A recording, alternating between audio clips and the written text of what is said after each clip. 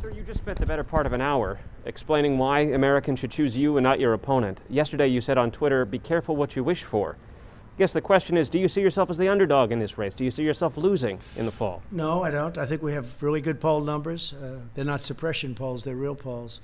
You look at the intercoastal in Florida, you look at the lakes, you see thousands of boats with Trump signs, American signs. You've got the Trump-Pence sign all over. You look at what's going on. You look at bikers for miles and miles riding up highways proudly with their signs. Look, we won a race where it was the same thing, 2016. We had polls that were fake. They turned out to be fake. Not all. A couple of them got it right. 3 of them, to be exact. 3 of them. One of them was unsuspecting. But they got it right. They were very proud of it. But we had in 2016 something even more so, but we got in, and we had 306 to, I guess, 223, which was a tremendous margin of difference. You remember they all said he cannot get to 270. I went to Maine a number of times where we just freed up lobster fishing and fishing. They took away 5,000 square miles from Maine. I just opened it up, and I just got rid of tariffs in China. And we're working on European Union, which charge our fishermen tariffs. And I said, you're not going to do that. So we freed it up for Maine. But if you take a look, we went up there recently. There were crowds, thousands of people lined up going over to a factory where we were opening up for. We're making swabs, a beautiful big new factory making swabs. I think that the enthusiasm now is greater, and maybe far greater than it was in 2016. I think a lot of people don't want to talk about it. I think they're not going to say, hey, I'm for Trump, I'm for Trump. They don't want to go through the process. And I fully understand that because the process is not fair. The media doesn't treat us fairly. They never have, and perhaps they never will. But maybe they will when we turn this around for a second time. And it's going to happen very quickly. When we turn it around for a second time, maybe they will. I think we're doing very well in the polls. And I think you have a silent majority, the likes of which this country has never seen before. This is a very important election. We've done a great job. We had to turn it off, as I said, turn it off, and now we've started it again. As you know, they announced 2 weeks ago record job numbers, almost 5 million people. And that beat the last month, which was also a record, 2.8 million people. Nobody's ever done what we've done, and now we're doing it twice. And I think by Election Day, you're going to see some incredible numbers. The third quarter is going to be really good. Fourth quarter is going to be great. But next year is going to be one of the best economic years. So hopefully I'll be able to be the president where we say, look at the great job I did. At this point. I think great. I think we have a great chance. I think we're going to have a lot of people show up. I'm very worried about mail-in voting because I think it's subject to tremendous fraud and being rigged. You see that Paterson, New Jersey, where I believe it was 20% of the vote was fraudulent. It was all sorts of things happened. I understand a mailman was recently indicted someplace for playing games with the mail-in ballots. You'll have tremendous fraud if you do these mail-in ballots. Now, absentee ballots are okay, because absentee ballots, you have to get applications. You have to go through a process. If I'm here and I vote in Florida, you get an absentee ballot, but you have to go through a process. Absentee ballots are great. But mail-in voting, where a governor mails millions of ballots to people all over the state, California, millions and millions of ballots as an example, and then they come back, they don't come back, who got them? Did you forget to send them to a Republican area or a Democrat area, I guess you could say?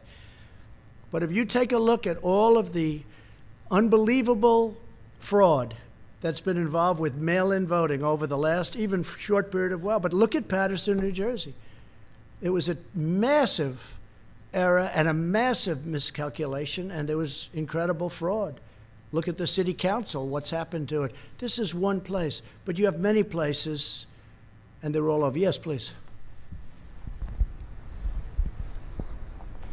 Thank you, sir. I want to know, when's the last time you spoke with President Xi of China? And do you plan to speak with him in the near future? No, I haven't spoken to him. Well, no, I don't. I have no plan to speak to him. Yeah, and please go. Thank you. So, do you want to do a follow-up? Yeah, if you don't mind. Okay, yeah. Is it okay? Yeah, go ahead. Yeah. I just wanted to know, Ruth Bader Ginsburg was hospitalized today with an infection. Wanted to know if you had any reaction to that news. No, I wish her the best. I hope she's better. I didn't hear that, actually. She was just hospitalized? No, that's too bad. No, I wish her the best. She's actually giving me some good rulings. Okay? So you know that, right? People were surprised. No, I wish her the absolute best. Please. Thank you, Mr. President. So you were mentioning the travel bans, and I wonder when do you plan to review that, because the European countries are in the situation is under control, much a better place than the U.S., and there is no ban for other hotspots like Russia and India. So what will be the criteria to change that? And another question. Well, you know, we've banned for Europe, and at some point that'll come off, and we're dealing with them all the time. The relationship's very good. They just don't treat us very well on trade. They have been very unfair to us over many, many decades, and we're doing that. It's very easy to solve. I was all set to solve it, actually, and then we got hit with the plague. But we have a travel ban on various countries, and that travel ban remains until such time as we say it doesn't remain. And Mr. We want our country safe. We don't, unlike Biden, we don't want to have criminals pouring into our country. We don't want to have open borders. We're not going to have that. And we want to take care of our police. We want to actually fund our police, not defund them. And we're not going to abolish our police, and we're not going to make our military small and weak, because probably, or at least at top of the level, we need our military right now. Yeah, go ahead, please. So how do you think that the America First policy can work during a pandemic? Aren't you concerned that this could actually damage the U.S. and make China more influence around the world? Okay, look. My policy is America first. We've lost hundreds of billions of dollars a year with China and many other countries. And what we're doing is just handing everybody everything. It's just sad. I've watched it. I've looked at it. We did the U.S.-Mexico. You saw that, USMCA. We made a very fair deal on trade. We had the worst deal ever, right? You know that. We had the worst deal ever, and it replaced that horrible NAFTA deal that was one of the worst trade deals ever made. I'll tell you, the only deal that might be worse is the WTO, World Trade Organization. Maybe worse. OAN, please. Thank you, Mr. President. Your administration has taken tangible steps to ensure that Chinese companies are not taking advantage of our U.S. stock markets, our trade. Last week, your administration sent a letter to the Railroad Retirement Board asking them to reconsider investments in Chinese defense firms. Meaning not to invest. Correct. That's correct. So where is that request now, and are you taking tangible actions to ensure that U.S. investments don't continue to fund defense firms in China? And you'll see more coming. This was a very important bill that we signed, but you're going to see more coming over the next short period of time. But yes, we don't want them investing in Chinese military companies, okay? Letters, I mean, what actions can be taken to ensure that does not happen? Well, you have a lot of actions we can take, including the increase. You know, right now people don't know China's paying a lot of tariffs. We made a China deal, and they bought just, I think, the third highest amount of corn ever in world history. They just bought from us the highest amount, which is great for our farmers. But I view it differently than I did before I made the deal. When I made the deal, I thought this was a great deal.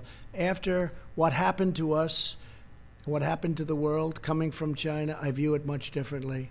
But we can impose massive tariffs on China if we want, and other countries if we want. And we'll see. We just want to be treated fairly. We want a level playing field. Our farmers were never treated properly by anybody, and they were targeted by China. You know, I paid our farmers $28 billion over a 2-year period because they were targeted to that amount of money, to that exact amount of money, 28. It was 16 billion, and it was 12 billion, 28 over a 2-year period. And we gave $28 billion to our farmers. That's why they're all here. And now they're doing very well. Our farmers are doing very well because we made really great trade deals. USMCA just kicked in. The China deal, they're buying a lot. They are buying a lot. We'll say that. They're buying a lot. A lot of people ask, how are they doing on the trade deal? They're buying a lot.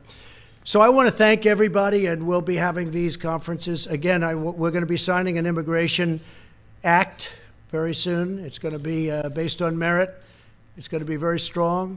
We're going to work on DACA because we want to make people happy. And I'll tell you, even conservative Republicans want to see something happen with DACA. The Democrats had their chance for 3 years to do something with DACA, and they always turned it down.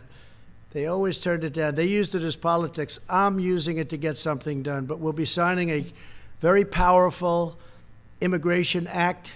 It'll be great. It'll be merit-based. The country's tried to get it for 25 or 30 years.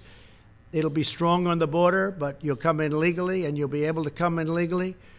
And very importantly, we'll be taking care of people from DACA in a very Republican way. Republicans, I've spoken to many Republicans, and some would like to leave it out, but really they understand that it's the right thing to do. So we're going to be taking care of DACA. We will be doing for DACA what the Democrats had a chance to do and they never did it, okay? Thank you all very much.